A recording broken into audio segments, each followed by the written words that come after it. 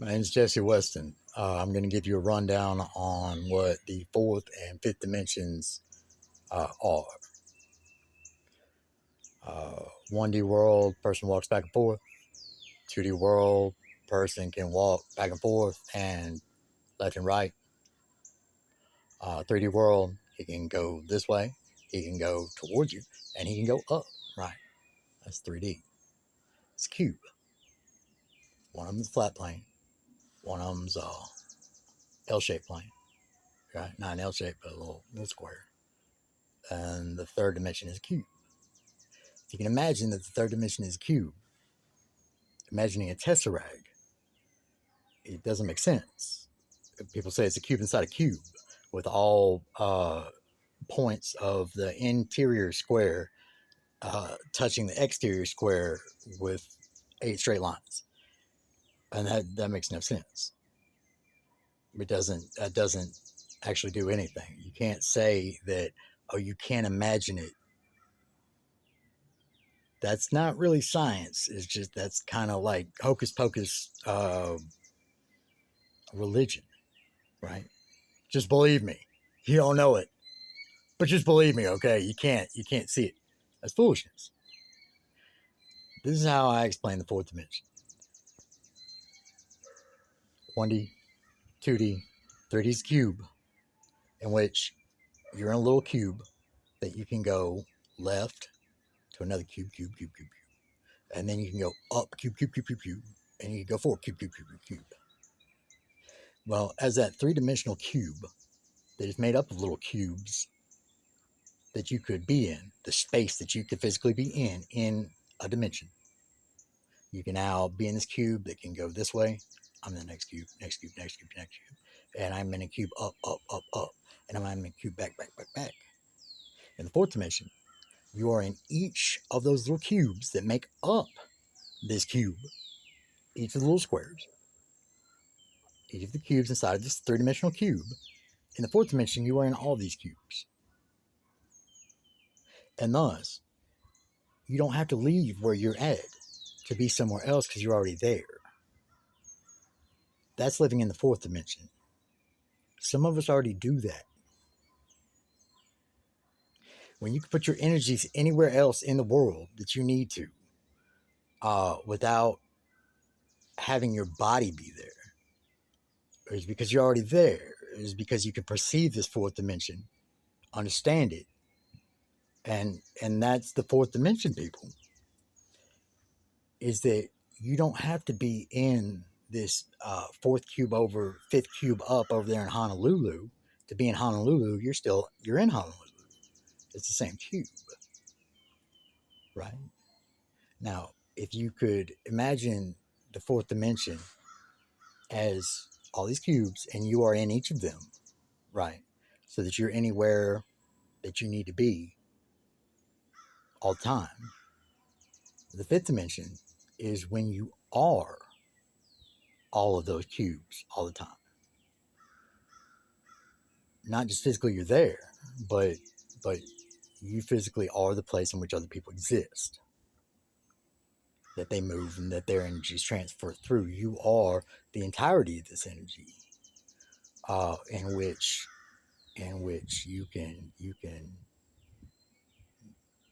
you are the world that they are trying to manipulate. And thus there is either no manipulation. That's God. Once you God of a dimension. Anyway, that's just that's the explanation. There is no infinite number of dimensions.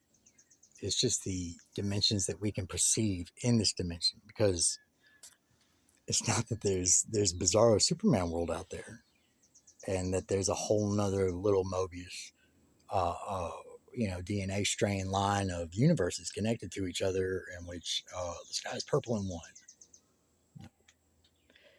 one. Reality is what we are in.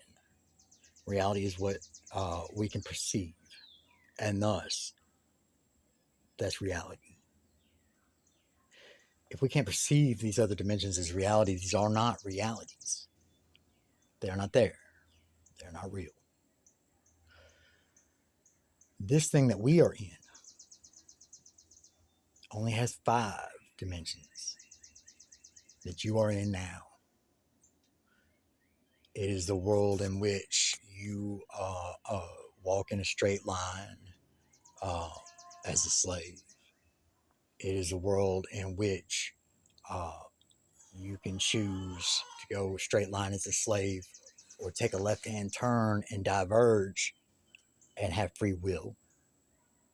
It's then to the third where you can not just be in a straight line as a slave, you can turn and diverge and have free will, but you can ascend to become greater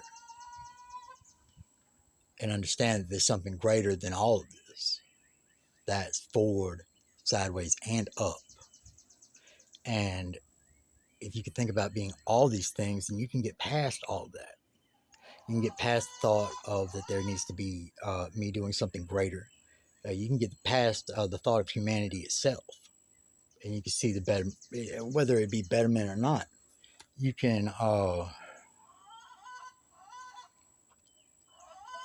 if you had will to oppose at that point in which you could see the fourth dimension, and in which you could encompass all things, that you can, firsthand knowledge, you wouldn't want to, because there's something a little bit more than this human. You would have to, you have to get out of this body that you're in to be in the fourth dimension. You have to stop being this human that you're inside of, and you have to start understanding that you're this thing that's thinking inside this human that you're inside of, to be part of the ether in the fourth dimension. And once you're outside of this body in the fourth dimension, uh, and these human little things don't you start to see this human doing all these things. You see all these human actions, all of the humans' little actions that are happening in this place. Their wants and what they think is right and wrong. That's all objective in perception. And when you understand that all things are all things, and all things create other things, it creates bad. Light creates dark. Simplistic. That you will understand that